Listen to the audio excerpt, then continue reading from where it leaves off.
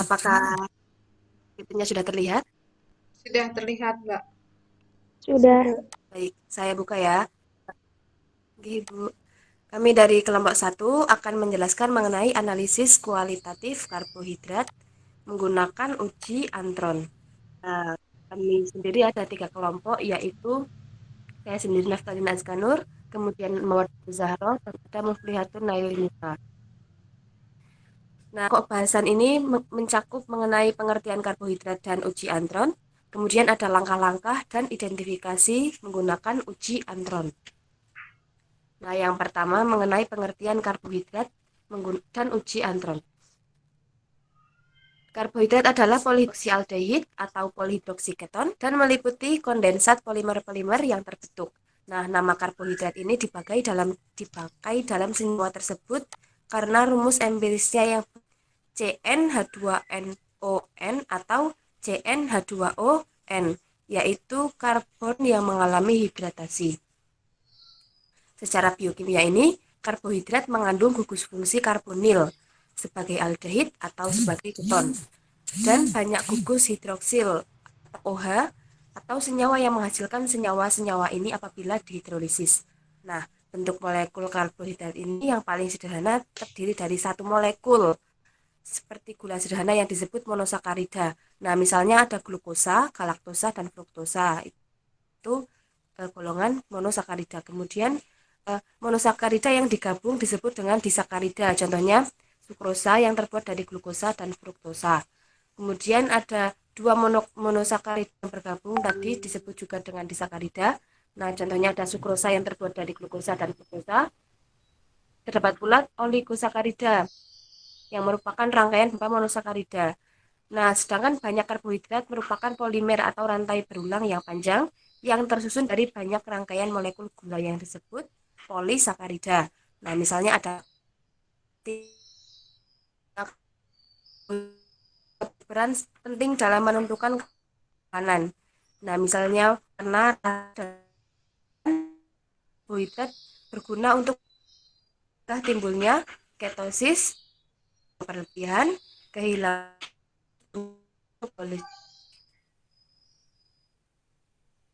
kami juga akan menjelaskan jika menggunakan metode antron. Metode antron ini digunakan untuk analisis total karbohidrat mulai berkembang sejak pengali oleh pada tahun 1946 untuk uji kualitatifnya ya. Dasar dari reaksi ini adalah kemampuan karbohidrat untuk membentuk turunannya atau furfural dengan keadaan asam dan panas yang kemudian diikuti dengan reaksi dengan antron yang menghasilkan warna biru kehijauan. Jadi identifikasi karbohidrat di antron ini akan menghasilkan uji positif berupa warna biru kehijauan. Nama antron sulfat. Kenapa sulfat? Karena nanti suasana pada pengujian antron ini menggunakan suasana asam. Asam yang digunakan ini adalah sulfat. Merupakan metode penetapan gula di mana prinsipnya gula pereduksi atau non-pereduksi akan bereaksi dengan asam sulfat pekat membentuk furfural atau turunnya. Kemudian furfural bereaksi membentuk kompleks berwarna kuning kehijauan dengan reagen antron. Nah, kemudian metode antron sulfat adalah metode yang paling umum digunakan analisis karbohidrat dengan menggunakan instrumen spektrofotometer UV-Vis. Kemudian metode antron ini memiliki banyak keunggulan antara lain kesederhanaan ujinya, spektrumnya yang luas, dan sensitivitasnya yang cukup baik. Jadi sakingnya uji antron ini bisa menghasilkan uji positif pada kertas saring yang terbuat dari selulosa. Selanjutnya akan diteruskan oleh Mbak Muna. Waktu dan tempat dipersilakan. Baik, terima kasih Mbak Nafta. Kita lanjutkan. Jadi, uji antron ini memiliki kelebihan dan kekurangannya. Kelebihannya dalam hal sensitivitas ini dan kesederhanaan ujinya. Sejumlah kecil karbohidrat dapat memberikan warna yang terdeteksi dengan menggunakan spektrofotometer. Sedangkan untuk kekurangan dari uji antron ini sendiri, ketidakstabilan dari reagennya atau antron yang dilarutkan dalam asam sulfat, sehingga perlu dilakukan persiapan reagen yang baru setiap hari. ketika akan digunakan. Kemudian kita masuk ke pembahasan yang kedua, yaitu mengenai langkah-langkah dari uji antron. Sebelum kita melakukan uji antron ini, maka kita memerlukan alat dan bahan yang akan digunakan. Di sini alat yang akan digunakan yaitu ada gelas arloji, kompor listrik, gelas kimia, ukur, mortar, labu, volumetrik 1 mili, Erlenmeyer, krustang, pipet tetes, corong, kertas saring, serta batang pengaduk. Sedangkan untuk bahan yang akan digunakan di sini ada larutan bahan atau bahan yang akan kita uji. Kemudian larutan antron, larutan standar busa, aquades, serta HCl pekat.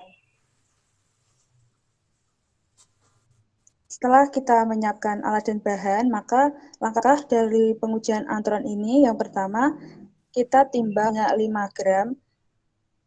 Di sini bahan yang akan kita uji ya. Kemudian kita tambah 3 mili HCl, kemudian kita tambahkan air sehingga volumenya mencapai 100 mili. Kemudian kita pipet 5 mili bahan yang sudah disaring, dilarutkan dalam 250 mili air. Setelah itu, pipet tepat 1 mili larut bebas protein, kemudian kita masukkan ke dalam tabung reaksi. Kemudian kita tambahkan 3 mili ronnya. Kemudian kita homogenkan dengan dikocok ya. Setelah itu, tutup tabung reaksi dengan sebuah kelereng, kemudian panaskan tabung reaksi tersebut dalam penanas air mendidih selama kurang lebih 10 menit. Kemudian kita amati perubahan warna yang terjadi. Selanjutnya akan disampaikan oleh Mbak Mawar Datus. Baik, terima kasih Mbak. Selanjutnya, langkah-langkah yang telah diujikan tadi diperoleh hasil bahwa larutan bahan yang digunakan akan berubah menjadi warna biru kehijauan setelah dipanaskan pada tabung reaksi dalam penanas air mendidih selama 10 menit. Penggunaan penanas air ini agar tidak terjadi penguapan yang berlebihan pada larutan bahan. Selain itu, larutan bahan sebelumnya juga ditambahkan 3 mili HCl pekat dan 3 mili larutan antron. Penambahan HCl pekat ini agar proses hidrolisis pada pangan lebih cepat, juga berfungsi sebagai penarik protein dan lemak pada bahan pangan yang dapat mempengaruhi kadar gula.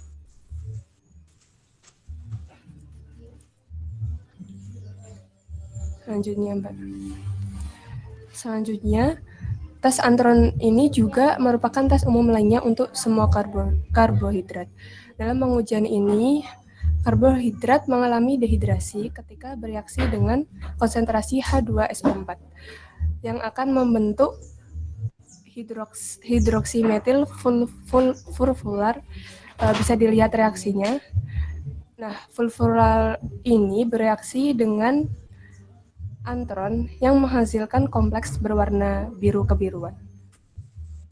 Hijau kebiruan. Kemudian yang terakhir, kesimpulan. Berdasarkan pembahasan yang telah dipaparkan, maka diambil kesimpulan bahwa uji antron merupakan uji yang menunjukkan adanya karbohidrat dalam golongan apapun dalam sampel. Uji ini sangat sensitif. Uji antron positif akan menghasilkan perubahan warna menjadi hijau atau biru kehijauan. Dasar dari reaksi ini adalah kemampuan karbohidrat untuk membentuk turunan fulfural dengan keberadaan asam dan manas, yang kemudian diikuti dengan reaksi dengan antron yang menghasilkan warna biru kehijauan. Berikut daftar pustaka yang kelompok kami gunakan. Terima kasih, saya kembalikan ke moderator. Baik, terima kasih kepada teman-teman kelompok 1. Selanjutnya mengenai sesi pertanyaan bisa disambung nanti nggih Bu atau sekarang? Ini artikelnya ada Mbak? Ada Bu. Oke, bisa ditampilkan. Silakan Mbak Muna dikirim ke grup. Atau di share screen di sini juga boleh. Oh, ditampilkan. Iya. Ibu. Coba di dijelaskan sedikit artikelnya.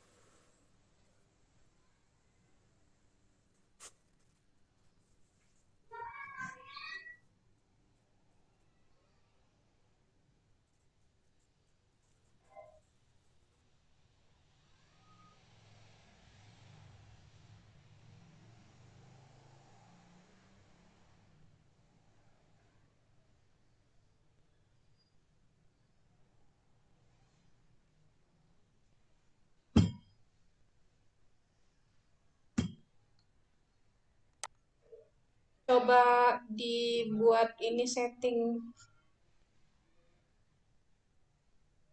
rotasi, Mbak. Itu kan pakai HP. Di pengaturannya di rotasi.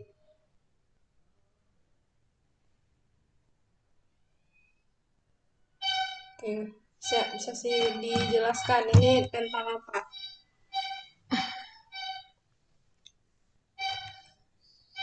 Baik, saya coba jelaskan.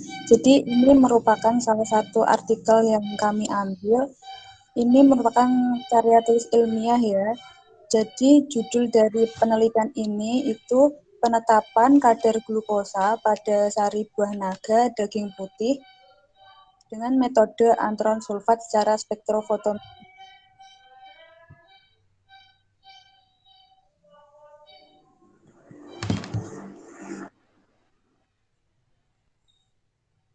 Dari penelitian ini itu terdapat dua uji, ada uji kualitatif yaitu untuk mengetahui adanya karbohidrat pada pada bahan yang diteliti ini dan uji kualitatif untuk mengetahui kadar dari sari buah naga daging putihnya ini.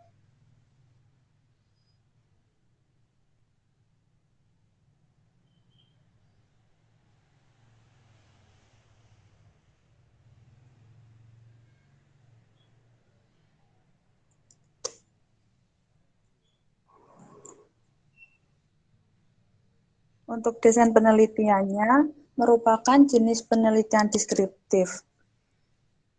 Dan bisa dilihat ya untuk tempat dan waktu penelitian, kemudian instrumen dari penelitiannya ini.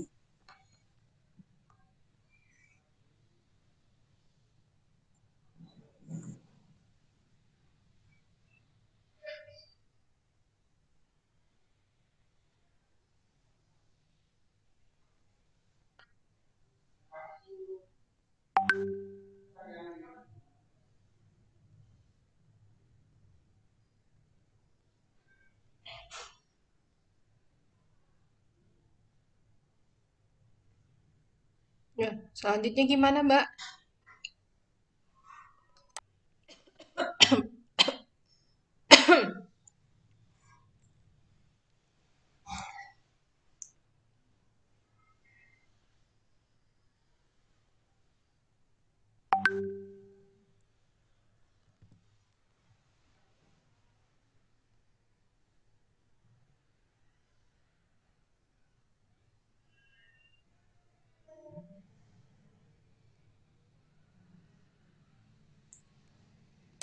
Halo, ini kelompok satu bisa ini disampaikan.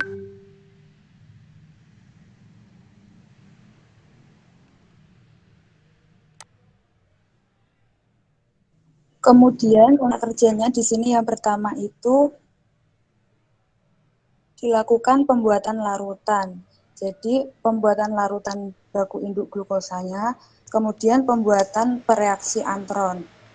Setelah itu penyiapan sampel dari sampel buah naga daging putih tersebut.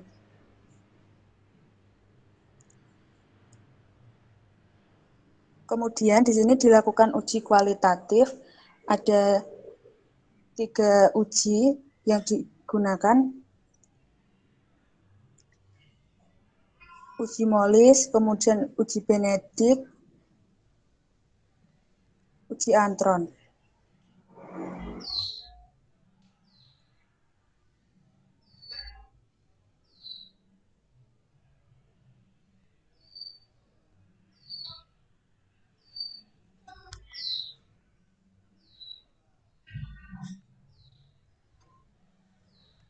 Terus hasilnya gimana?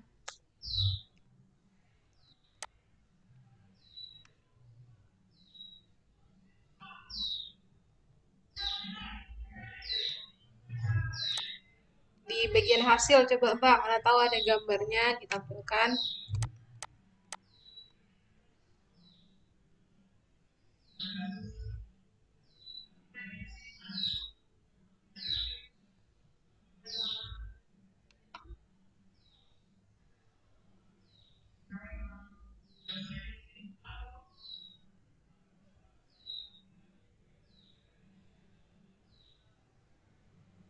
Izin masuk Ibu, Ya. di artikel kami itu kan uji kuali sama kuantin Bu. Mm-mm. Nah, untuk yang andron itu sampai kualitatifnya saja Bu, sampai perubahan warna saja. Jadi nanti Enggak, yang hasilnya itu kayak lebih ke kuantitatifnya Bu. uh, ada gambarnya mungkin Mbak waktu hasil uji antron itu di hasil penelitiannya kalau ada bisa ditampilkan.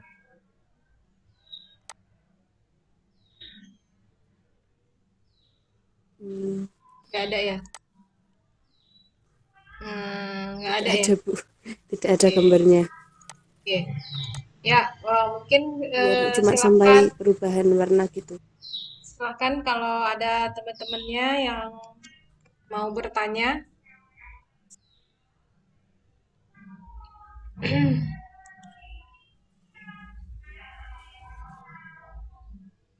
Kan kepada teman-teman kalau memang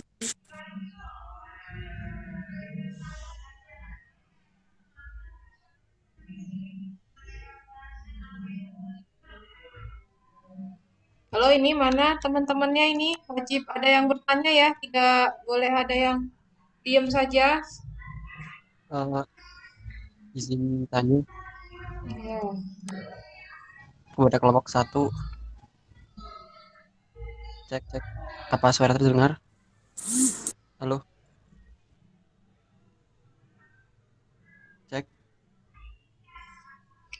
silahkan Mas Syarif. Oke, oke. Izin bertanya Ya. tentang tadi kan ada kelemahan dari uji antron ini ya. Jadi salah satunya tuh ada ketidakstabilan dari regen yang digunakan. Itu tuh maksudnya mekanismenya itu kayak kayak apa begitu? Maksudnya kenapa regennya itu nggak stabil? Itu bisa dijelaskan lebih lebih detail lagi gitu. Kalau izin menjawab ya, kalau sepenangkap saya kan karena karena reagennya itu terlalu sensitif, jadi cenderung tidak stabil Mas. Jadi reagennya itu saking sensitifnya untuk mengidentifikasi eh, unsur dari karbohidrat, dia itu bisa menghasilkan uji positif bahkan pada kertas saring yang terbuat dari selulosa. Jadi karena mungkin saking reaktifnya, jadi eh, apa kurang stabil gitu, Mas. Maksudnya mudah untuk mengidentifikasi gitu. Mungkin Mbak Muna ada penjelasan lain, silahkan. Atau Mbak Zahro.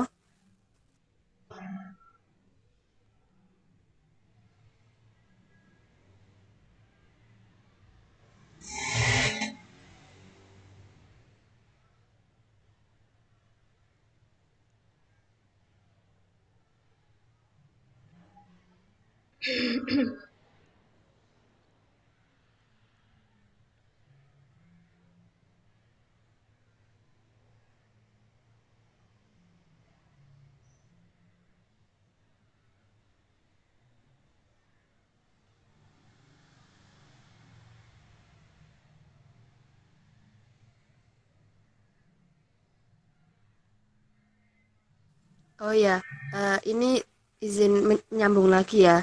Kan itu keterangannya kan eh, reagen antron itu tidak stabil karena jika dilarutkan dalam asam sulfat. Nah, karena ketidakstabilan ini ditimbulkan karena mudahnya bereaksi dari reagen antron, Mas. Jadi, kenapa perlu dilakukan persiapan reagen yang baru setiap harinya?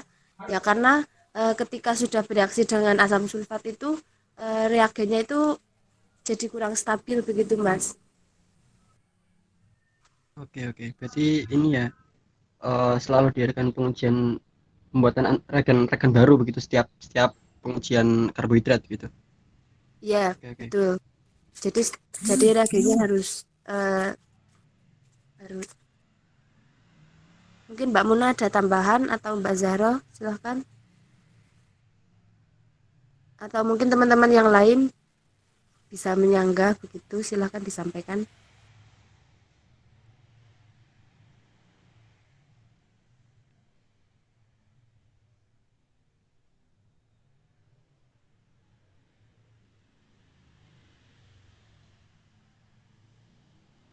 Nah,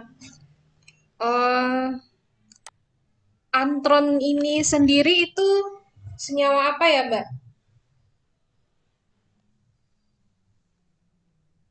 Reaksi antron itu kan dari antron dalam H2SO4 pekat ya. Nah, antron ini sendiri itu senyawa apa ya?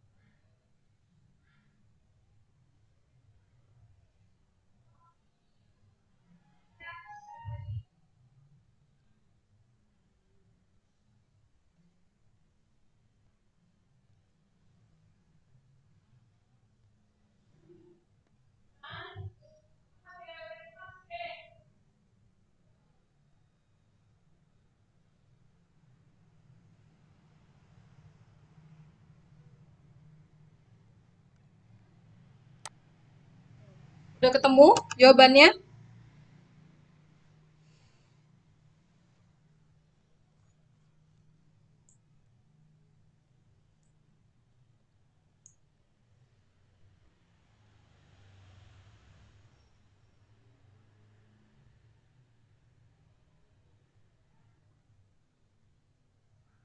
Halo, udah ketemu jawabannya?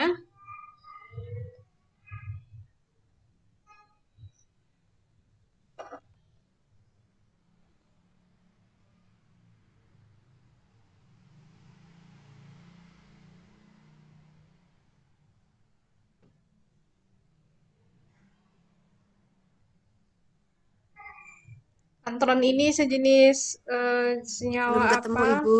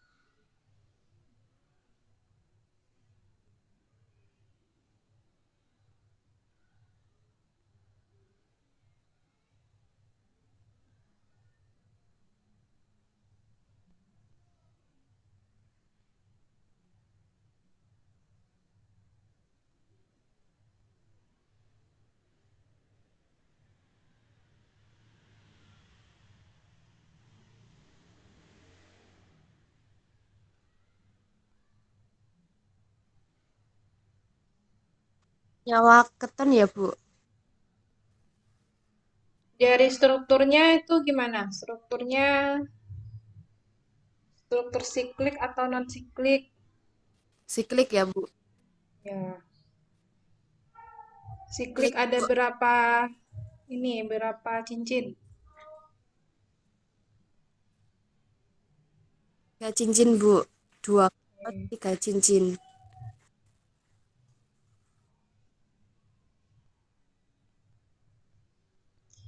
Ya, jadi namanya adalah nama yang sebenarnya antron mungkin nama umumnya ya.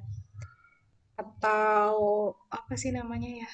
Trivialnya ya. Kalau dari IUPAC-nya itu adalah antron 9,10 Nama daging. dihidro 9 ketoantrosene. Nah, jadi dia memang berupa senyawa siklik ya. Nah, oke, terima kasih kelompok satu presentasinya. Mungkin yang selanjutnya kalau misalnya kalian punya gambar jauh lebih baik begitu ya, mulai dari reaksi atau ada hasil dari uji kualitatif itu kan yang bisa dilihat ya, namanya uji kualitatif.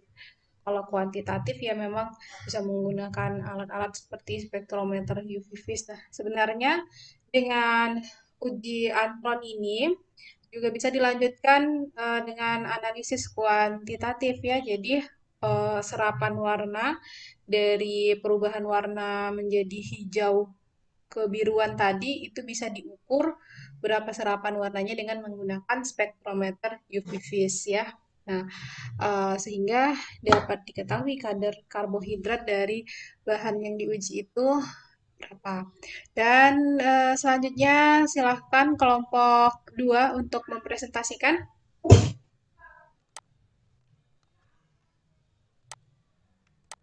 Baik, Ibu.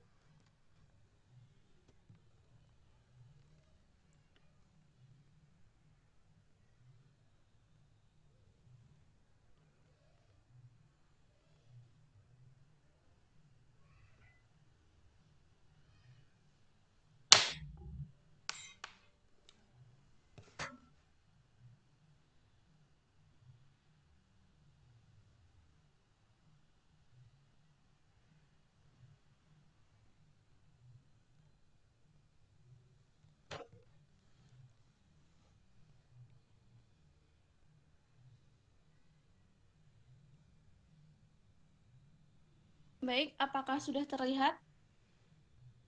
Sudah, Mbak. Sudah. Baik, terima kasih. Nah, saya awali. Assalamualaikum warahmatullahi wabarakatuh. Waalaikumsalam warahmatullahi wabarakatuh. Wabarakatuh. Terima kasih atas waktunya. Di sini kami dari kelompok 2 akan membahas mengenai analisis kualitatif uji barfood untuk mengidentifikasi karbohidrat. Kami terdiri dari 3 orang atau anggota. Yang pertama adalah saya sendiri, Asri Dwi Anjasti dengan NIM 190807651, dan rekan saya adalah Nia Indriani dengan NIM 1908076055 dan juga Mbak Etik Zakia dengan NIM 1908076060. Baik, selanjutnya pembahasan akan saya serahkan kepada saudaranya. Kepada Mbak Nia dipersilahkan.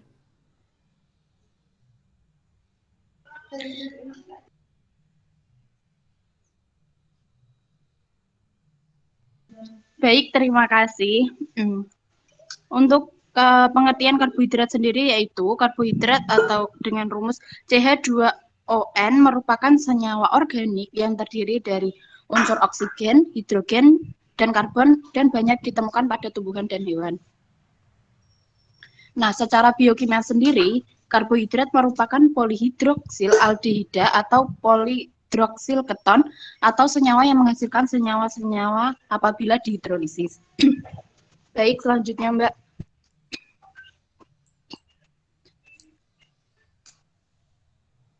Nah, untuk fungsi-fungsi dari karbohidrat sendiri itu ada 5. Yang pertama, sebagai sumber energi. Karbohidrat memiliki fungsi utama untuk menyediakan energi bagi tubuh. Terus yang kedua yaitu pengatur metabolisme lemak.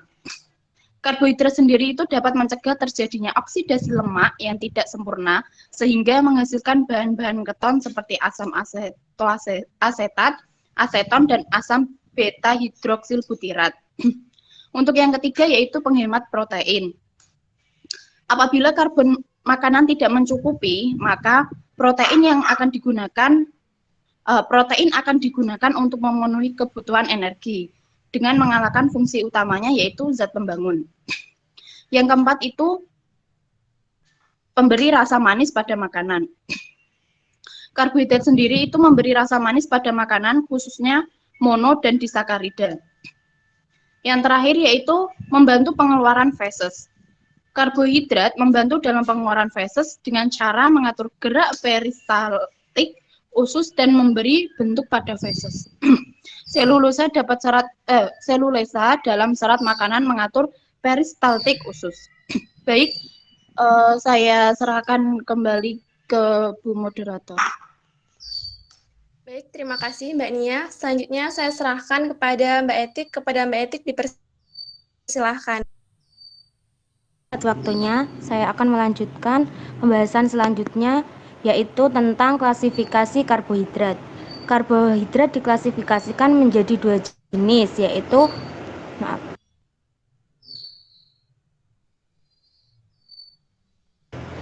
ada karbohidrat sederhana dan karbohidrat kompleks.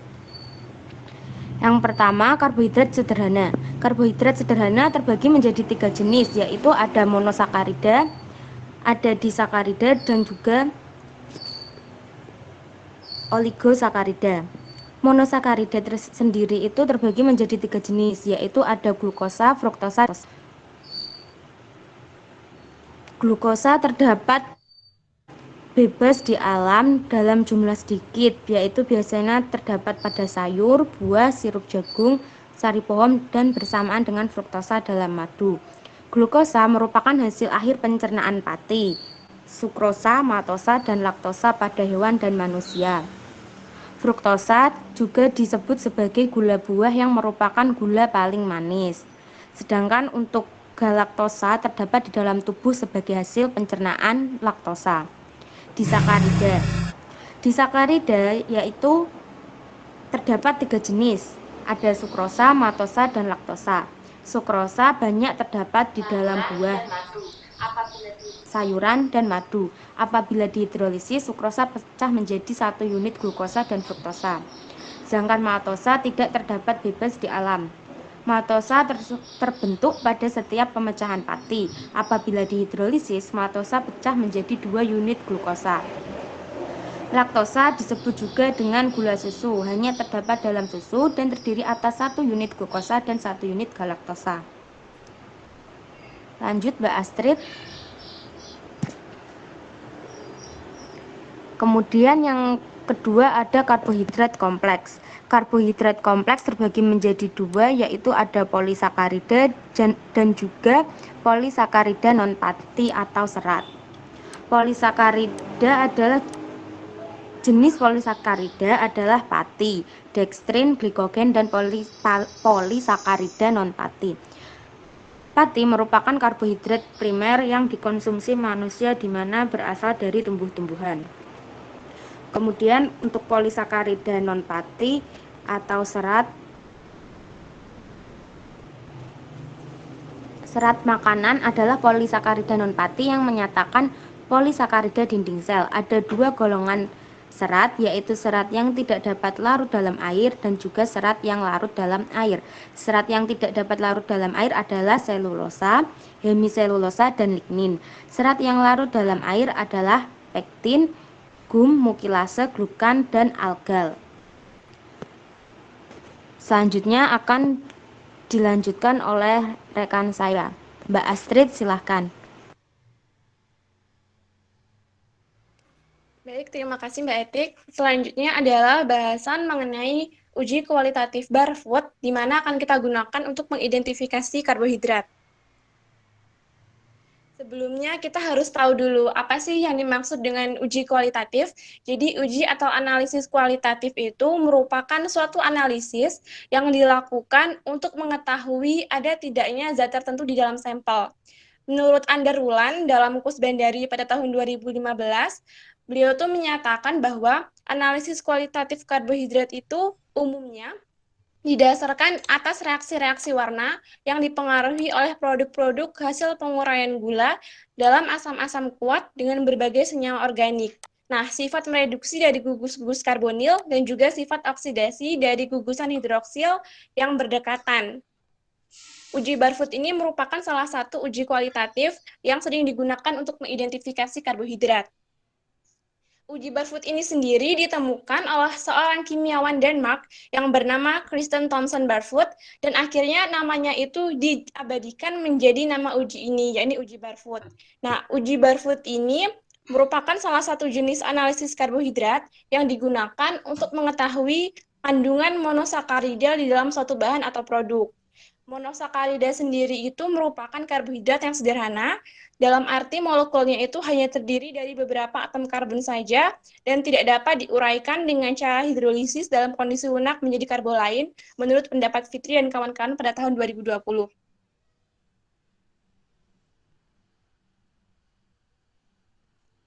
Nah, lalu apa sih prinsip dari uji Barfoot ini? Jadi prinsip dari uji Barfoot ini yaitu ion tembaga dari reaksi Barfoot dalam suasana asam itu akan direduksi lebih cepat oleh gula reduksi monosakarida daripada disakarida dan akhirnya akan menghasilkan endapan kuproksida yang berwarna merah bata.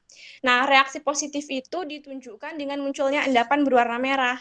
Reaksi Barfoot ini terjadi dalam suasana asam, yakni sekitar pH 4,6, sehingga digunakanlah asam asetat dalam pembuatan reagen Barfoot.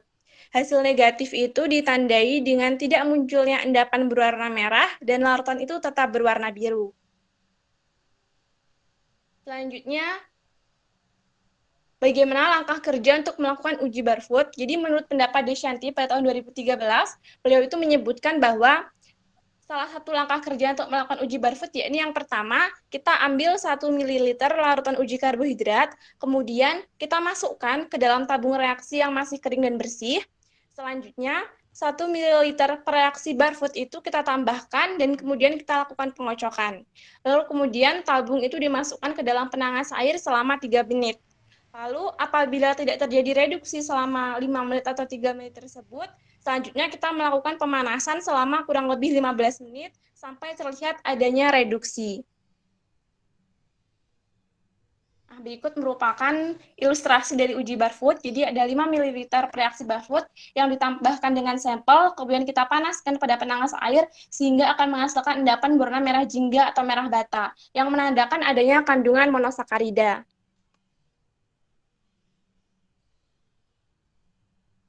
Nah, jadi reaksi yang digunakan dalam uji Barfoot ini kan adalah reaksi Barfoot. Nah, reaksi Barfoot atau larutan Barfoot ini itu merupakan campuran yang terbuat dari kupriasetat dan juga asam asetat dalam air.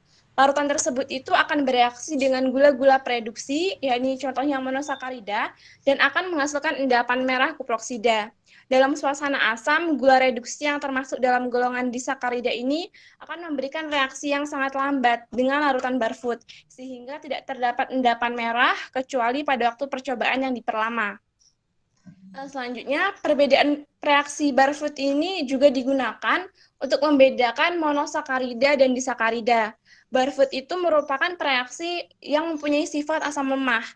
Nah, disakarida itu sendiri akan dapat dihidrolisis sehingga bereaksi positif dengan pemanasan yang lebih lama.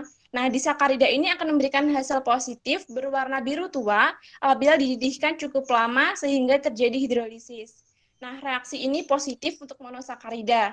Dengan kata lain, jika ingin untuk membedakan monosakarida dengan disakarida itu tergantung dari berapa lama pemanasan sampai terbentuk endapan tembaga oksida yang berwarna biru tua.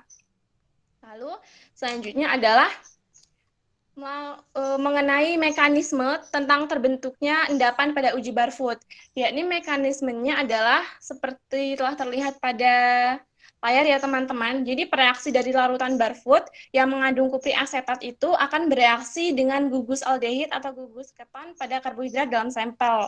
Kemudian gugus karbonil bebas pada karbohidrat tersebut akan mereduksi ion CO2+ dari kuprik asetat dan kemudian menjadi ion Cu. Nah, lalu proses reduksi ini kemudian akan berjalan dalam suasana asam dan akan dibantu dengan adanya proses pemanasan tadi sehingga akan menghasilkan endapan kuproksida yang berwarna merah bata yang menunjukkan hasil positif adanya terdapat kandungan gula monosakarida pereduksi pada sampel tersebut.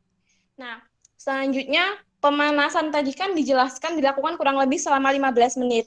Nah, waktu tersebut itu lebih lama apabila dibandingkan pemanasan pada uji Benedict.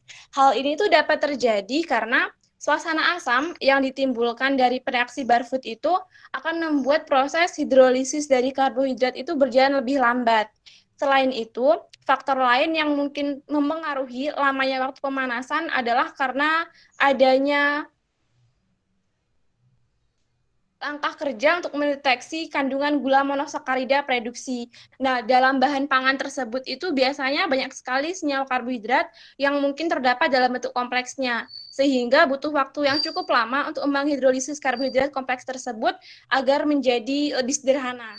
Lalu pemanasan itu diusahakan juga kita lakukan dengan menggunakan water bath. Hal ini bertujuan agar suhu pemanasan itu dapat diatur, sehingga dapat mencegah terjadinya proses karamelisasi pada bahan yang mengandung karbohidrat tinggi.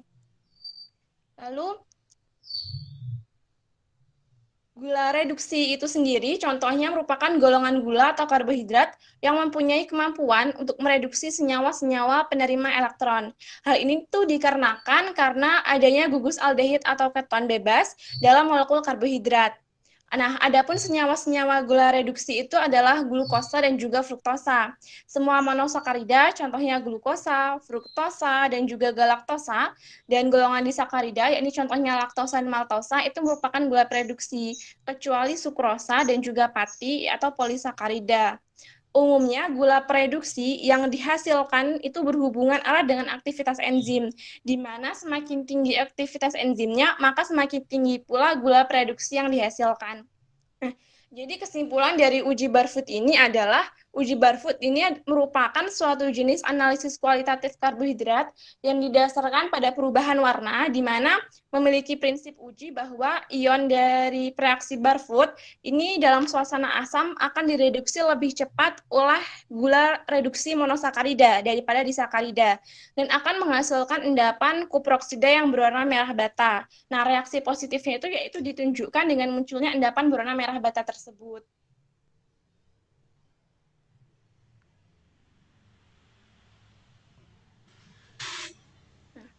Lalu selanjutnya ini merupakan contoh dari kompilasi artikel, review artikel yang telah kelompok kami kumpulkan dari beberapa artikel mengenai uji kualitatif barfoot untuk mengidentifikasi karbohidrat.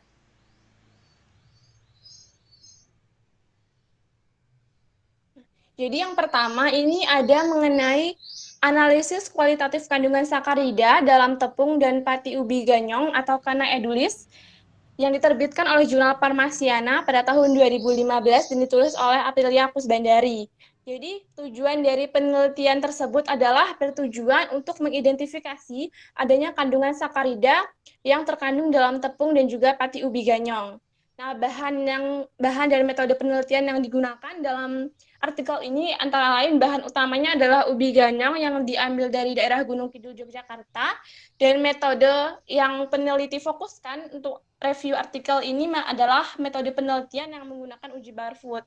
Jadi, prosedur penelitiannya itu yang pertama, dilakukan dulu pembuatan tepung ubi ganyong melalui proses pengupasan dan juga pencucian, kemudian diiris tipis dan dikeringkan atau dipanaskan pada suhu 60 derajat Celcius. kemudian irisan itu ditepung dan juga diayak. Selanjutnya, pati ganyong itu dibuat dengan mengupas kulit ari umbi ganyong, kemudian dicuci dan diparut, selanjutnya diremas dan dilarutkan ke dalam air, kemudian disaring, hingga akhirnya didapatkan hasil akhir ini berupa pati basah, yang kemudian akan dikeringkan pada suhu 60 derajat Celcius, hingga kemudian jadi kering dan juga diayak.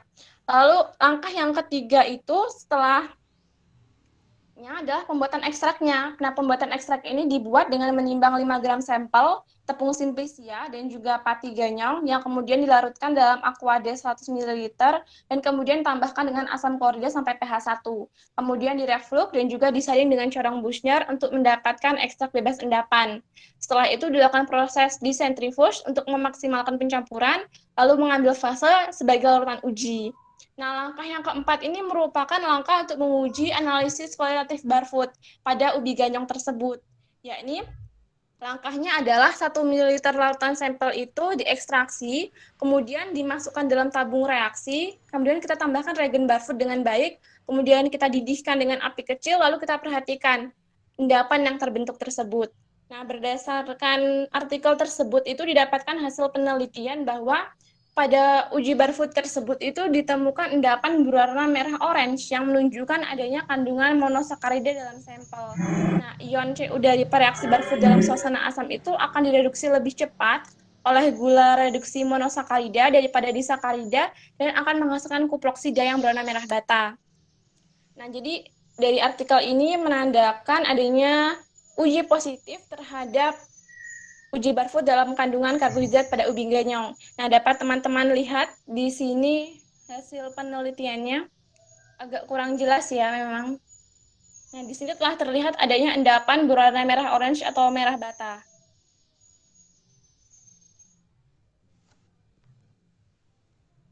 Lalu penelitian selanjutnya adalah mengenai produksi asam laktat oleh Lactobacillus delbrueckeli subspesies bulgaricus dengan sumber karbon netes tebu yang diterbitkan oleh Jurnal Teknologi dan Industri Pertanian Indonesia pada tahun 2017, di mana penelitian ini memiliki tujuan untuk memanfaatkan tetes tebu sebagai alternatif substrat yang berharga murah dalam produksi asam laktat dengan bantuan bakteri Lactobacillus delbrueckii subspesies bulgaricus. Nah, jadi bahan yang digunakan dalam penelitian ini adalah tetes tebu yang berasal dari pabrik pakan Indofit di Bogor. Kemudian metode yang kita fokuskan pada artikel ini adalah kita bahas mengenai uji barfood. Jadi langkahnya itu yang pertama, 500 ml tetes tebu itu kita masukkan dalam gelas piala, kemudian kita tambahkan asam sulfat 20%, setelah itu kita masukkan ke dalam penangas air selama 15 menit. Selanjutnya media tersebut kita dinginkan, lalu kita lakukan detoksifikasi dengan 1% arang aktif dengan menambahkan arang aktif tersebut pada media. Langkah selanjutnya itu kita lakukan uji barfood pada sampel tersebut, yakni pada uji barfood 3 ml reaksi barfood itu kita tambahkan dengan 2 ml tetes tebu yang telah kita detoksifikasi tadi, kemudian kita letakkan dalam penangas air, selanjutnya kita amati. Nah, berdasarkan hasil penelitian itu didapatkan bahwa uji barfood ini mengandung kupriasetat yang dilarutkan dalam aquades dan ditambahkan dengan asam laktat. Lalu reaksi barfood dalam suasana asam ini akan direduksi lebih cepat oleh gula reduksi monosakarida daripada disakarida yang menghasilkan kuproksida merah bata. Nah, dalam artikel ini, uji gula reduksi itu menunjukkan bahwa tetes tebu itu mengandung glukosa dan juga fruktosa. Hal ini sesuai dengan pendapat dari Hidayat pada tahun 2006 yang menyatakan bahwa tetes tebu itu mengandung sukrosa, glukosa, dan juga fruktosa.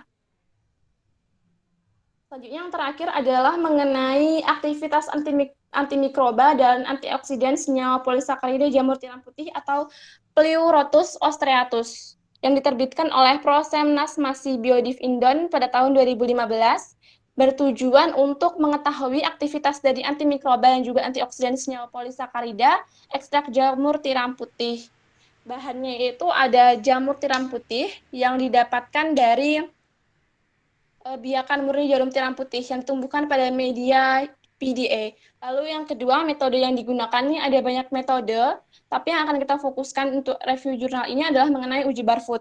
Lalu prosedur penelitiannya itu 1 ml reaksi barfood itu juga 1 ml larutan sampel dari jamur tadi itu dicampurkan dalam tabung reaksi, kemudian larutan itu dipanaskan dalam penangas air mendidih selama 3 menit, kemudian didinginkan.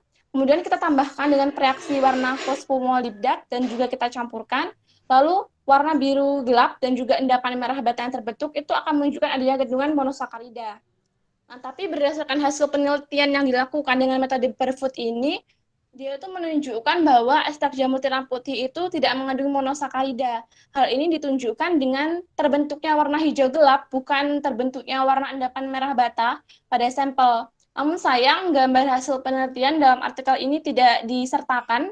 Lalu sebagai pembanding juga itu dalam artikel ini digunakan pembanding dari glukosa, di mana hasil dari analisis glukosa ini positif mengandung monosakarida yang ditunjukkan dengan terbentuknya warna biru gelap dan juga endapan merah pada larutan. Nah, analisis pada glukosa ini dilakukan pada suasana asam. Nah, pada suasana asam tersebut, reaksi oksidasi itu akan lama terjadi sehingga hanya monosakarida yang dapat teroksidasi dengan cepat. Ya, mungkin itu saja teman-teman, artikel dan juga penjelasan yang dapat kelompok saya sampaikan. Mungkin dari teman-teman ada pertanyaan, kelompok saya persilahkan.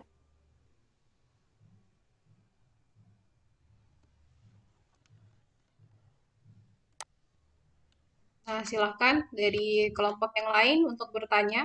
Oke, tadi presentasinya cukup bagus ya. Ada secara teorinya bagaimana, kemudian dari review artikel dari 3 artikel tadi ya Mbak.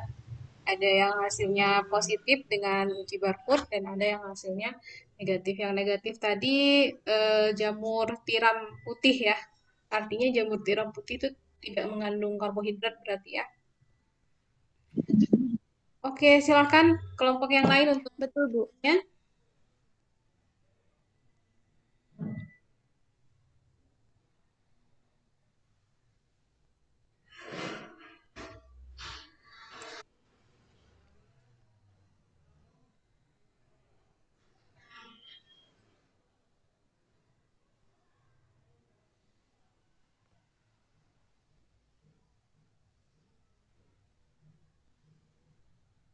Baik, Assalamualaikum warahmatullahi wabarakatuh. Waalaikumsalam warahmatullahi wabarakatuh. Kami dari kelompok 3 di sini akan memaparkan tentang analisis kualitatif identifikasi karbohidrat menggunakan uji genetik. Sebelumnya perkenalkan anggota dari kelompok 3 terlebih dahulu. Yang pertama ada Zulfa Felisa, yang kedua Septina Inayatul Fajri, dan yang ketiga Jan Arfiani. Pokok bahasan yang disampaikan di sini yaitu pengertian karbohidrat, kemudian jenis-jenis karbohidrat, dan identifikasi karbohidrat secara kualitatif menggunakan reaksi genetik. Selanjutnya akan dijelaskan oleh Mbak Septina. Kepada Mbak Septina dipersilakan. Baik, pembahasan yang pertama ini karbohidrat. Lanjut, Mbak. Karbohidrat adalah komponen utama hidrogen. Jadi karbohidrat adalah senyawa hidroksialdehid atau polihidroksiketon. Memiliki 2 fungsional penting, yaitu gugus aldehid atau keton. Dan CnH2n ON. Contoh gugus aldehid dan keton pada triosa yaitu monosakarida yang memiliki 3 atom C. Karbohidrat banyak terdapat dalam tumbuhan, baik berupa gula sederhana, heksosa, pentosa maupun karbohidrat dengan berat molekul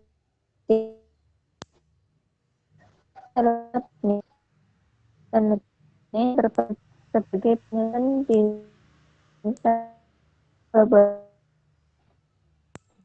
mengandung monosakarida seperti glukosa dan fruktosa. Kemudian di situ ada contohnya, ada jenis karbohidrat yaitu kemudian jenis dari karbohidrat.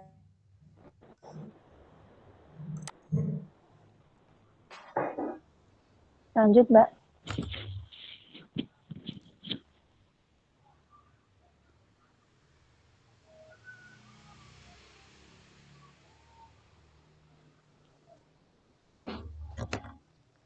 Dari karbohidrat yaitu ada 2.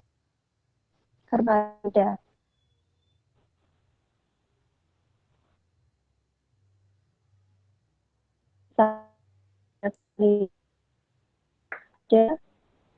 Pati, glukosa, dan glikogen.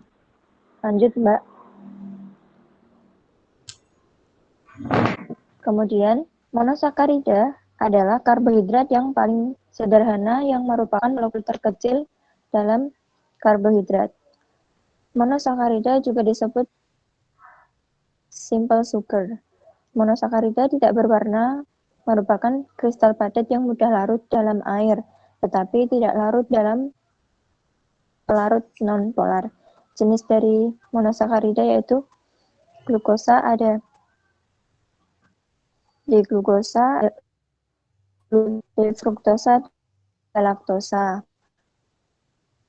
Selanjutnya, Mbak.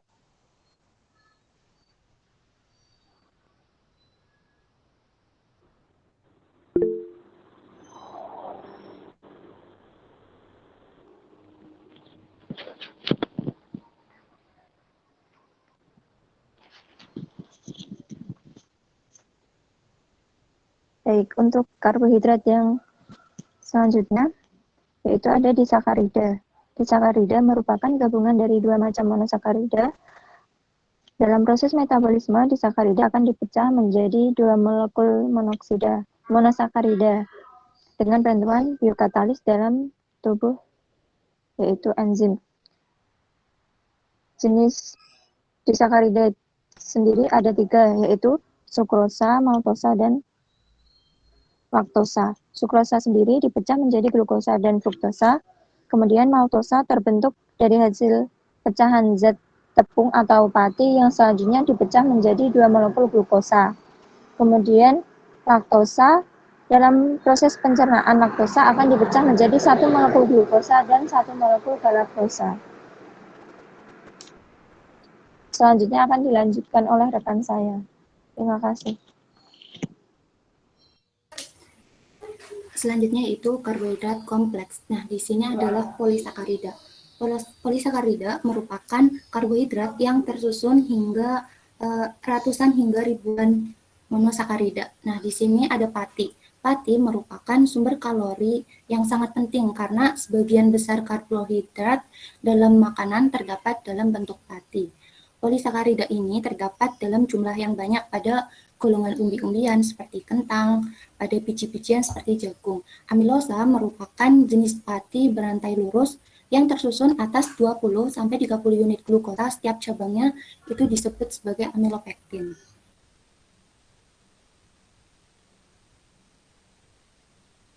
Yang kedua adalah selulosa. Selulosa merupakan unsur utama pembentuk kerangka tumbuh-tumbuhan.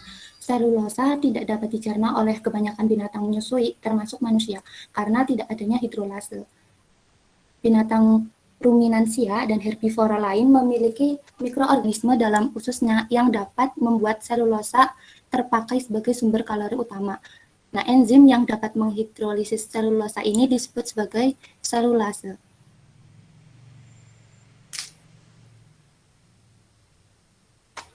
Polisakarida selanjutnya ada glikogen atau yang sering kita sebut sebagai pati binatang. Glikogen merupakan jenis karbohidrat semacam gula yang disimpan di hati dan otot dalam jumlah kecil sebagai cadangan karbohidrat. Sumber dari polisakarida ini terutama ada pada hewan seperti pada sel tanaman. Nah, ini adalah strukturnya. Memasuki pokok bahasan selanjutnya yaitu identifikasi karbohidrat secara kualitatif menggunakan uji genetik. Analisis kualitatif karbohidrat umumnya didasarkan atas reaksi-reaksi warna yang dipengaruhi oleh produk-produk hasil penguraian gula dalam asam-asam kuat dengan berbagai senyawa organik, sifat mereduksi dari kukus karbonil dan sifat oksidasi dari kukus hidroksil yang berdekatan. Reaksi dengan asam-asam kuat seperti contohnya asam sulfat, hidroklorat, dan fosfat pada karbohidrat akan menghasilkan pembentukan produk terurai yang berwarna. Ini menurut Underwood tahun 2011. Salah satu analisis kualitatif dari karbohidrat yang sering dilakukan yaitu menggunakan uji genetik. Uji genetik merupakan uji kimia untuk mengetahui kandungan gula prereduksi. Gula prereduksi mencakup monosakarida yang meliputi glukosa, fruktosa, laktosa, dan ada beberapa disakarida yang mencakup laktosa dan maltosa. Nah, disakarida dari jenis sukrosa dan karbohidrat kompleks atau PATI itu tidak bisa dideteksi menggunakan uji genetik. Larutan genetik dapat digunakan untuk menguji adanya glukosa. Beberapa gula seperti glukosa disebut sebagai gula prereduksi karena mampu mentransfer hidrogen atau mentransfer elektron ke senyawa lain. Proses ini disebut sebagai reduksi. Nama dari Benedict sendiri itu merupakan nama seorang ahli kimia yang berasal dari Amerika, yaitu Stanley Rossiter Benedict, yang dimana Benedict itu lahir di Cincinnati dan menempuh studi di University of Cincinnati. Nah, setahun kemudian dia pergi ke Yale University untuk mendalami psikologi dan metabolisme di Department of Psychology Chemistry. Pada uji Benedict, reaksi ini akan bereaksi dengan gugus aldehid kecuali aldehid dalam gugus aromatik dan alfa hidroksiketon. Oleh karena itu, meskipun fruktosa bukanlah gula prereduksi, namun karena memiliki gugus alfa hidroksiketon, maka fruktosa ini akan berubah menjadi glukosa dan manosa dalam suasana basa dan nanti akan memberikan hasil positif dengan reaksi Benedict. Untuk reagen Benedict sendiri dalam 1 liter komposisinya yaitu 100 gram natrium karbonat anhidrat, kemudian 173 gram sodium sitrat, 17,3 gram tembaga 2 sulfat, pentahidrat, kemudian dilarutkan dengan aqua sebanyak 1 liter. Lebih jelasnya lagi, ini adalah cara membuat reagen Benedict. Yang pertama, larutkan natrium sitrat dan natrium karbonat di dalam labu takar 1000 ml yang sudah berisi aqua sebanyak 800 ml.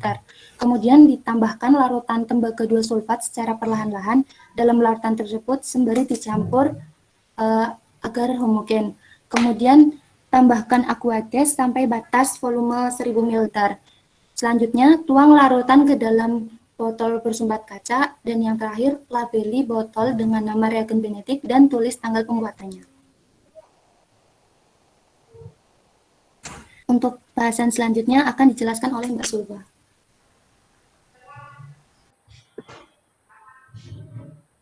Untuk mengetahui adanya monosakarida dan disakarida reduksi dalam makanan, sampel makanan dilarutkan dalam air dan ditambahkan 2 ml reaksi Benedict.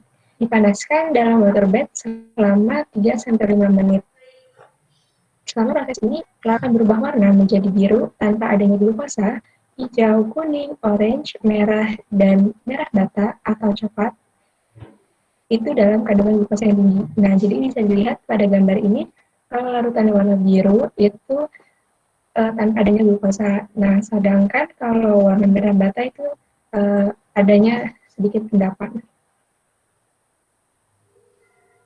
Uji Benedict didasarkan pada reduksi dari tembaga 1 oksida menjadi Cu+ atau dalam larutan basa alkali sitrat oleh gula reduksi. Tembaga 1 oksida tidak larut dalam air sehingga mengendap. Ketika gula dicampur dengan reagen Benedict dan dipanaskan, maka akan menyebabkan reagen Benedict berubah warna.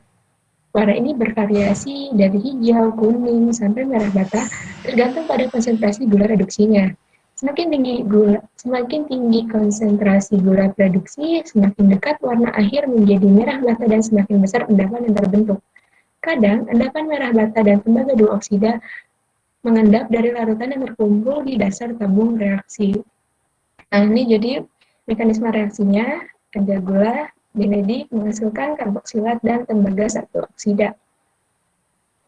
Nah, ini adalah bentuk mekanisme reaksi dari glukosa, fruktosa, laktosa, dan sukrosa. Seperti yang dilakukan oleh Aprilia Kusbandari 2015 pada penelitiannya yang berjudul Qualitative Analysis of Content Saccharide in the Powder and Starch of Coconut Tubers. Jadi, mengungkapkan bahwa pati ganyong yang sudah dihidrolisis berwarna merah bata dibandingkan tepung. Hal ini menandakan bahwa pati yang terhidrolisis mengandung gula reduksi yang lebih banyak. Nah, jadi di sini hasil uji Benedict sampel tepung dan pati ubi ganyong dibandingkan dengan standar jadinya yang sudah dihidrolisis. Uji Benedict selain berfungsi untuk menguji kandungan gula produksi dalam sampel makanan, tetapi juga untuk mengetahui kandungan glukosa pada urin. Urin yang terbukti mengandung glukosa dapat menjadi tanda adanya penyakit diabetes. Meskipun di dalam tes urin tersebut diketahui adanya gula produksi, namun tetap harus dilakukan tes yang lebih jauh untuk memastikan jenis gula produksi dalam urin tersebut. Nah, sebelum menuju kesimpulan, jadi dalam presentasi kami ini sebenarnya sudah menunjukkan adanya artikel penelitiannya. Nah, kebetulan artikelnya sama dengan kelompok kedua, yaitu dari analisis kualitatif kandungan sakarida dalam tepung dan pati ubi. Jadi saya akan menjelaskan untuk reaksi Benedictnya aja. Nah, pada penelitian ini bertujuan untuk mengidentifikasi kandungan gula yang terdapat dalam tepung dan pati ubi ganyong baik yang sudah mengalami hidrolisis maupun yang belum dihidrolisis. Nah, pertama metodenya ada pembuatan ubi, pembuatan pati, pembuatan ekstrak, dan analisis kandungan sakarida. Pada uji Benedict, sebanyak 1 ml larutan sampel hasil ekstraksi dimasukkan dalam tabung reaksi kemudian ditambahkan reagen Benedict. Digojok, kemudian dididihkan dengan api kecil, selanjutnya didinginkan. Hasil akhir yaitu terbentuk endapan warna merah bata jika sampel mengandung gula produksi. Nah, jadi sama di sini ada uji Barfoed, Seliwanov, dan analisis data. Prinsip dari uji Benedict ini adalah gugus aldehid atau keton bebas pada gula reduksi yang terkandung dalam sampel mereduksi ion satu tembaga 1 oksida, kemudian dari tembaga 2 sulfat dalam suasana alkalis atau basa menjadi Cu+ yang mengendap menjadi tembaga 1 oksida. Suasana alkalis diperoleh dari natrium karbonat dan natrium sitrat yang terdapat dalam reagen Benedict. Pada uji kualitatif yang memastikan bahwa ekstrak yang diperoleh mengandung zat yang dianalisis. Data yang diperoleh kemudian dibandingkan dengan data pada teori. Nah, jadi hasil dan pembahasan dari jurnal tersebut, uji Benedict, terlihat bahwa pati ganyong yang sudah dihidrolisis berwarna merah bata dibandingkan tepung. Hal ini menandakan bahwa pati yang terhidrolisis mengandung gula produksi lebih banyak. Jadi di sini ada warna merah bata yang menunjukkan uji Benedict. Pada uji ini menghasilkan endapan merah bata yang menandakan adanya gula produksi pada sampel. Endapan yang terbentuk terdapat warna hijau, kuning, merah bata tergantung konsentrasi dan gula produksinya. Semakin warna merah bata, maka gula reduksinya semakin banyak.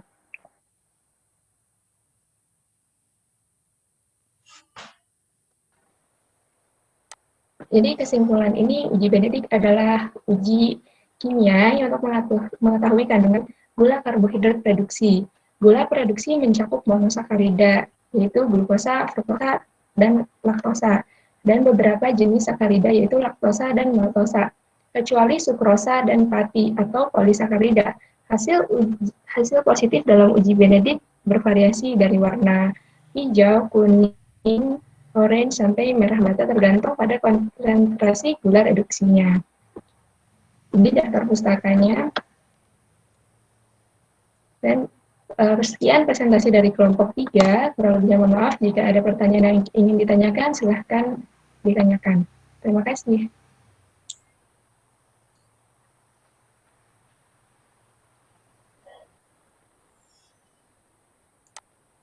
Silakan dari teman-temannya, ada yang ingin bertanya? Halo? Tidak Saya izin bertanya. Silakan. Oke, baiklah. Pada slide itu kan ada yang menunjukkan tentang reaksi terjadinya uji Benedict ya. Tolong bisa dijelaskan pada reaksi yang terjadi ini ya. Ada glukosa, fruktosa, laktosa, dan sukrosa itu kan tadi hanya sekilas dijelaskannya. Nah, bisa lebih dijelaskan dari reaksi ini? Terima kasih.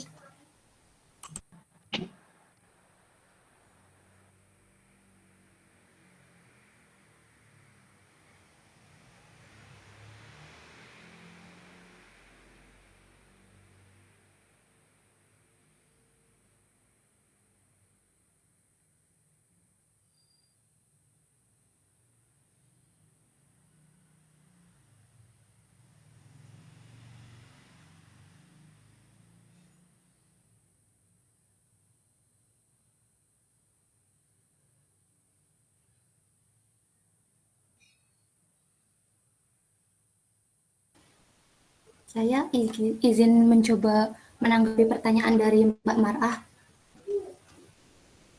Baik dari reaksi ini ya, contohnya pada glukosa, fruktosa, laktosa, dan sukrosa. Nah, pada glukosa, fruktosa itu kan termasuk dari monosakarida kan. Nah, ketika glukosa ini direaksikan dengan reagen benedik, itu nanti hasilnya adalah asam karboksilat ya Mbak. Terus nanti ada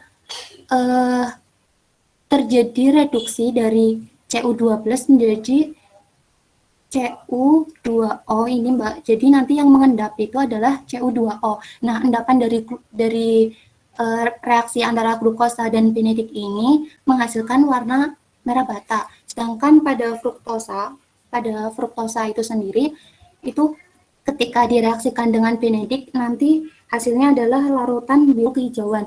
Nah, seperti yang telah dijelaskan sebelumnya bahwa endapan itu kan ada yang berwarna biru, hijau, oranye, sampai merah bata, di mana endapan yang berwarna hijau itu memiliki gula produksi yang lebih sedikit daripada yang endapan merah bata. Jadi fruktosa di sini adalah memiliki gula produksi yang sedikit daripada glukosa. Kemudian pada laktosa itu merupakan karbohidrat dari golongan disakarida.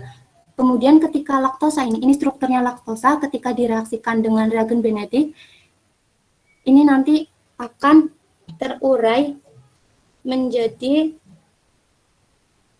satu molekul dari glukosa dan galaktosa. Nah, untuk laktosa sendiri nanti hasilnya juga merah bata. Akhirnya jadi laktosa itu termasuk dalam gula produksi. Kemudian untuk sukrosa sendiri ketika diuji menggunakan reagen benedik ini tidak menghasilkan menunjukkan hasil negatif pada uji benedik. Karena meski di dalam sukrosa ini terdapat monosakarida, glukosa, dan fruktosa, tetapi atom karbon anomerik keduanya saling terikat sehingga setiap unit itu tidak lagi ada gugus aldehid atau keton yang bermutasi menjadi rantai terbuka. Seperti itu Mbak. Jadi sukrosa tidak bisa dideteksi menggunakan uji benedik. Kemudian sukrosa itu juga bukan merupakan gula produksi. Baik, terima kasih Mbak Dian untuk penjelasannya. Oke. Sama-sama. Oke, cukup ya. Tidak ada pertanyaan lagi sepertinya ya.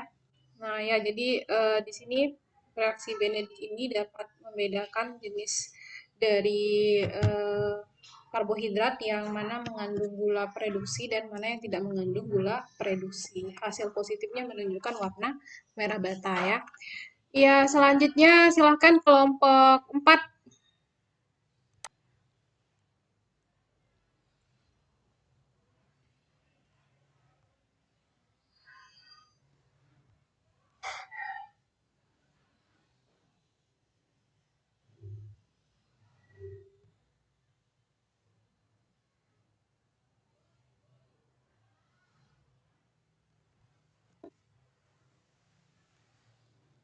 Oke, apa sudah terlihat? Sudah, Mbak. Oke, terima kasih. Sebelumnya, Assalamualaikum warahmatullahi wabarakatuh. Waalaikumsalam warahmatullahi wabarakatuh. Sebelumnya kami dari kelompok 4 dengan anggota saya sendiri, Nur Aisyah Borotan dan Sakina Ella dan juga ada Ilmi. Nah, di sini kami akan sedikit menjelaskan tentang analisis kualitatif karbohidrat dengan uji orisinol bial HCl. Nah, sebelumnya kita ke pengertian dari karbohidrat terlebih dahulu. Nah, seperti yang kita ketahui bahwasanya karbohidrat di sini sudah biasa didefinisikannya sebagai polihidroksi Karena waktu kita 1 jam dari lagi, aldehida dan juga keton yang di. Bentar Mbak, karena waktu kita 1 jam lagi ya kan ada berapa kelompok lagi ya? Gimana Bu? Ada 4 kelompok lagi ya? Ada 4 kelompok lagi ya? Coba silakan 2 lagi, Iya Bu. Hah? 3. 3. Kelompok 4 Bu, kan sampai kelompok 6 Bu. 3 lagi Bu. 6 kelompok ya?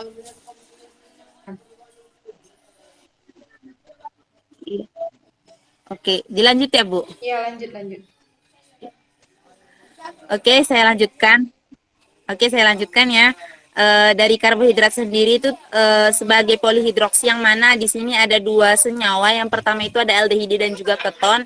Sehingga aldehida dan juga keton di sini dihidrolisis yang mana nanti akan dihasilkannya yaitu polihidroksi sebagai polihidroksi aldehida dan juga keton. Nah, dari beberapa karbohidrat di sini ada beberapa fungsi. Yang pertama seperti yang kita ketahui yaitu yang pertama itu ada sumber bahan bakar, kemudian ada sintetis senyawa organik lainnya yaitu seperti pati dan glikogen yang berperan sebagai cadangan makanan ataupun salah satu keseimbangan asam basa yang berada pada tubuh kita gitu. Nah, selanjutnya yaitu karbohidrat sendiri juga membantu proses penyerapan kalsium yaitu pada sebagai pembangun ataupun pertumbuhan di dalam tubuh kita seperti itu. Dan di karbohidrat sendiri di sini juga sangat penting gitu dalam penurunan sifat. Misalnya di sini ada salah satu contoh yaitu karbohidrat dengan atom C 5 buah merupakan komponen dari asam nukleat yaitu DNA dan juga RNA. Kemudian polimer karbohidrat juga tidak larut, yang mana di sini unsur struktural dan penyangga di dalam dinding sel bakteri dan tanaman sebagai pelumas sendi kerangka yang berada dalam tubuh kita gitu. Jadi di dalam karbohidrat sendiri juga yang kita ketahui ada 3 unsur utamanya. Yang pertama itu ada karbon, kemudian ada hidrogen, dan yang terakhir itu ada oksigen. Jadi di sini komponen dari karbohidrat sendiri di sini itu adalah susunan atom-atom yang mana ikatan dari karbohidrat di sinilah gitu yang membedakannya dengan yang lain gitu. Sehingga di dalam karbohidrat di sini ada kelompok struktur sederhana seperti yang kita ketahui yaitu monosakarida gitu, disakarida dan juga struktur kompleks ataupun yang kita sebut dengan polisakarida gitu. Contohnya yaitu pati, glikogen, selulosa dan juga hemiselulosa gitu. Nah, selanjutnya karbohidrat di sini juga yang berasal dari makanan yang ada di tubuh kita gitu. Nah, di sini nanti akan dibahas gitu pada uji Bial HCl di sini yang ada kaitannya dengan uji analisis dari karbohidrat. Dan kemudian hasil dari metabolisme karbohidrat yang yaitu glukosa yang terdapat di dalam darah, kemudian ada glikogen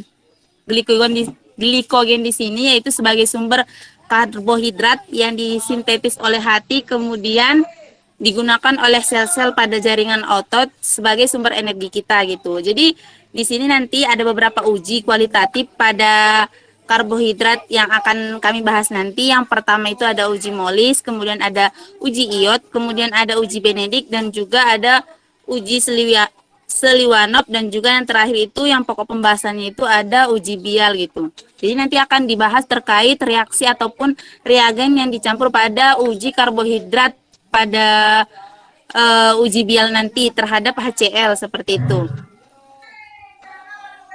Kemudian di sini ada sedikit analisis gitu terkait uji orisinal Bial HCl yang mana yang pertama kami mengambil dari DAIM. Dalam pengujian Bial di sini dilakukan untuk mengetahui adanya pentosa. Namun ada beberapa di situ yang menggunakan ataupun mengetahui adanya seperti heksosa seperti itu.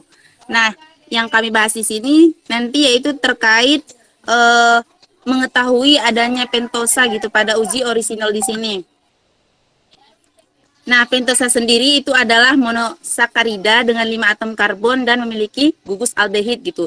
Jadi, prinsip uji Bial ini yaitu gula pentosa dipanaskan bersama HCl yang ada di dalam reagen akan terhidrolisis menghasilkan furfural. Lalu terkondensasi dengan orisinol ataupun 3,5 dihidroksi toluena kemudian menghasilkan senyawa kompleks yang berwarna biru kehijauan gitu. Jadi nanti hasil dari uji orisinal Bial HCl di sini terdapat warna yaitu biru kehijauan yang mana nanti disinilah diketahui adanya pentosa seperti itu.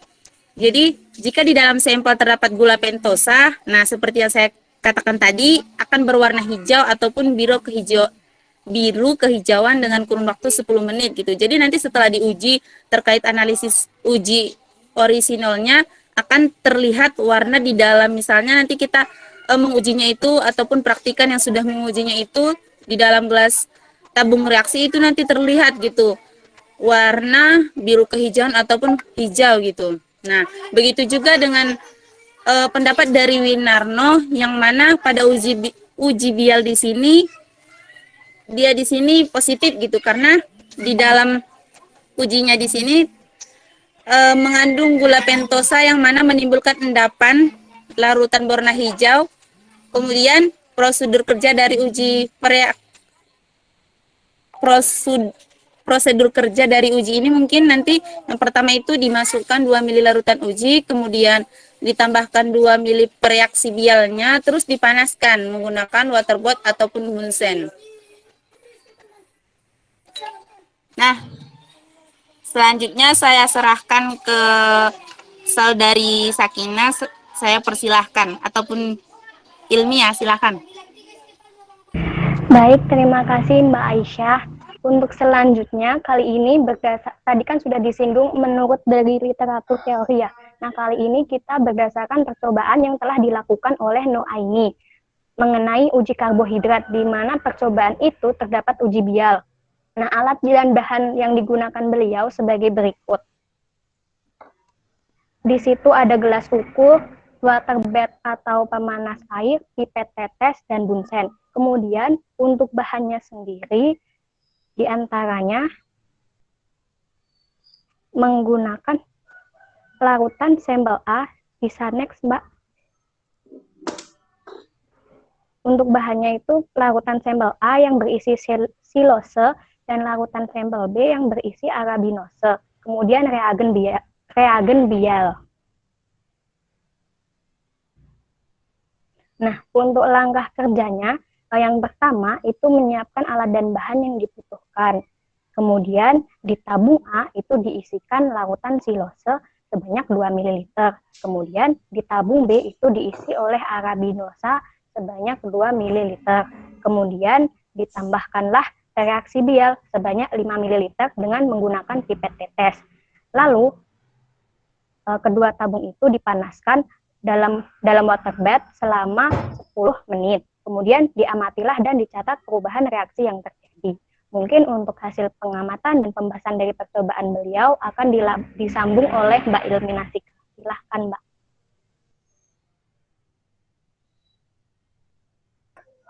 Baik, selanjutnya yaitu tentang hasil pengamatan. Hasil pengamatan yang telah diamati dari percobaan yang telah dilakukan yaitu pada reaksi Bilal yang larutan sampelnya berisi silosa, terjadi perubahan warna, yaitu perubahan warna dari warna biru menjadi warna hijau. Untuk yang arabinosa itu mengalami perubahan warna dari warna biru menjadi warna biru kehijauan. Selanjutnya, pembahasan. Berdasarkan hasil percobaan dan pengamatan yang telah dilakukan, kedua larutan sampel yaitu silosa dan arabinosa setelah dilakukan pencampuran dengan reaksi bial menampilkan perubahan warna, yaitu menjadi warna hijau dan biru kehijauan. Maka dari itu percobaan yang telah dilakukan menandakan bahwa sampel tersebut positif mengandung gula pentosa. Hal tersebut sesuai dengan literatur yang disampaikan oleh beberapa sumber yang mana uji bial adalah suatu uji untuk mengetahui adanya gula pentosa. Selanjutnya,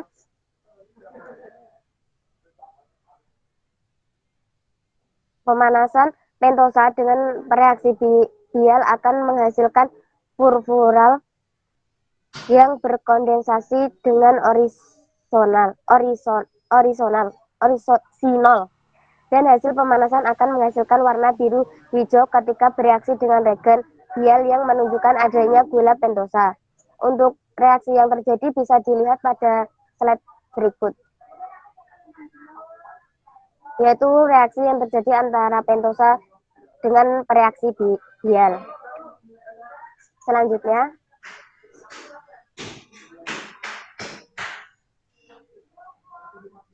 kesimpulan yang dapat diambil dari percobaan ini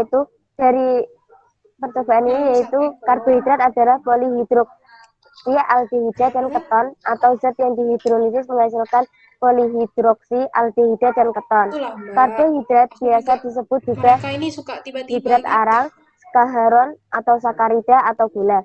Rumus umumnya H2O Iya. dalam kurung N. Aku yang Karbohidrat ajarin. yang berasal dari makanan dalam tubuh mengalami perubahan atau metabolisme.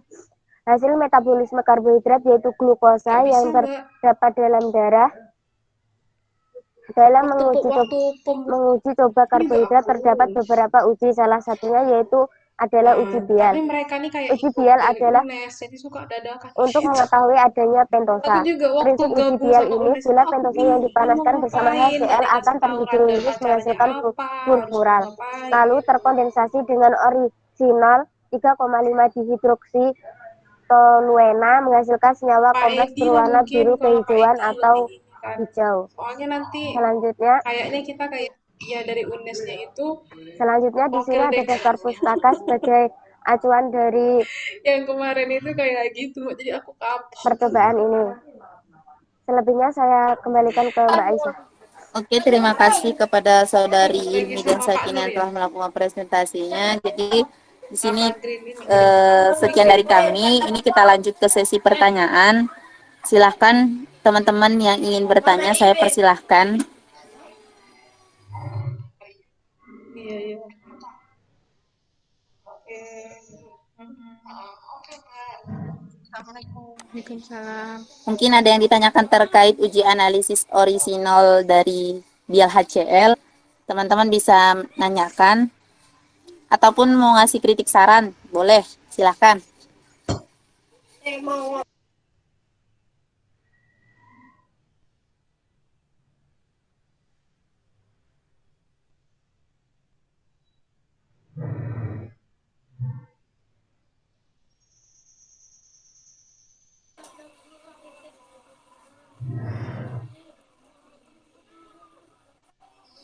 Ayo teman-teman mungkin. Kalau tidak nanti kami lanjutkan ke kelompok selanjutnya nih.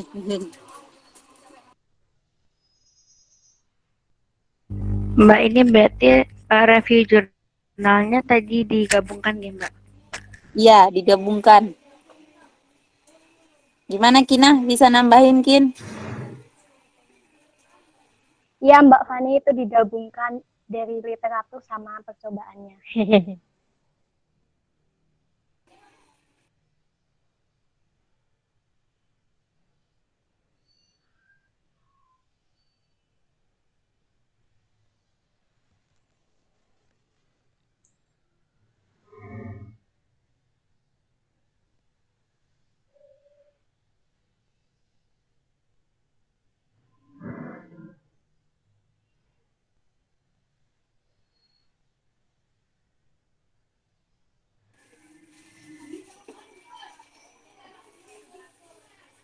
Mungkin kalau tidak ada ataupun ada lagi nih yang mau nambahin ataupun mau nanya, silahkan. Karena waktunya juga sedikit lagi. Ya, bisa dilanjut aja ke kelompok berikutnya. Jadi Atau udah mungkin, ada ya. oh iya Bu. Ada yang pertama tadi apa? Iya Bu, udah ada 4. Yang pertama tadi Uji antron kayaknya, Bu. ya, Iya Bu, Ji Antron Bu. Antron, Benedik, kemudian Barfoot, Jadi terus Bial, ya. ya ini terus baru selanjutnya silakan. iodin. Oke, sekian dari kami. Nanti kalau ada pertanyaan boleh di grup ya. Kurang lebihnya mohon maaf. Saya lanjutkan ke kelompok 5. Silahkan kelompok 5. Baik, terima kasih Mbak Aisyah. Saya share screen terlebih dahulu.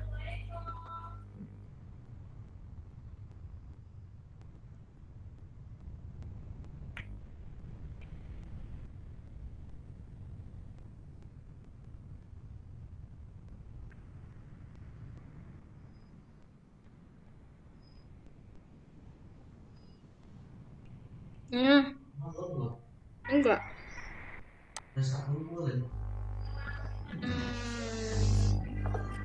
Bentar, Baik, sebelumnya pindahin udah sinyal clear dulu. ya. Bentar. Assalamualaikum warahmatullahi wabarakatuh. Restart lah. Waalaikumsalam Waalaikumsalam warahmatullahi warahmatullahi wabarakatuh. Waalaikumsalam warahmatullahi wabarakatuh.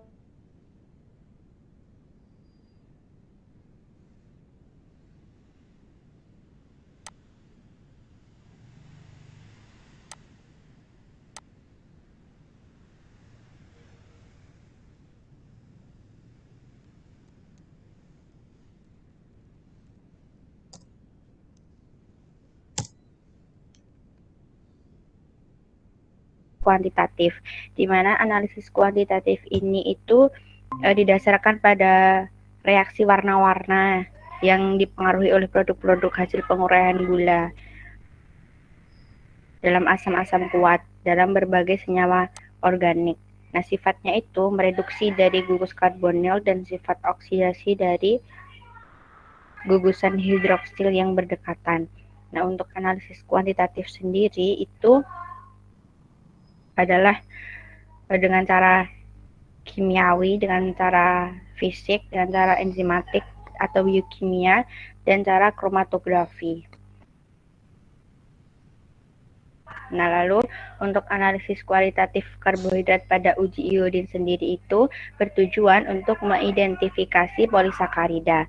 Uji iod ini juga dapat membedakan amilum dengan nitrogen. Reaksi antara polisakarida dengan iodin ini membentuk rantai poliodida. Nah, polisakarida umumnya membentuk rantai heliks atau melingkar sehingga dapat berikatan dengan iodin. Sedangkan karbohidrat berantai pendek seperti disakarida dan monosakarida dapat membentuk struktur heliks sehingga tidak dapat berikatan dengan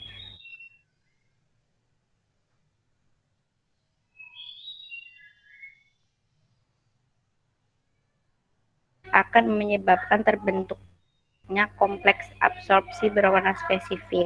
Amilum atau pati akan menghasilkan warna biru. Hasil yang positif hanya pada penambahan air dan HCl dengan iodin. Nah, untuk penjelasan selanjutnya akan dijelaskan oleh Mas Ahmad Sarifuddin. Silahkan. Sebentar, Mas.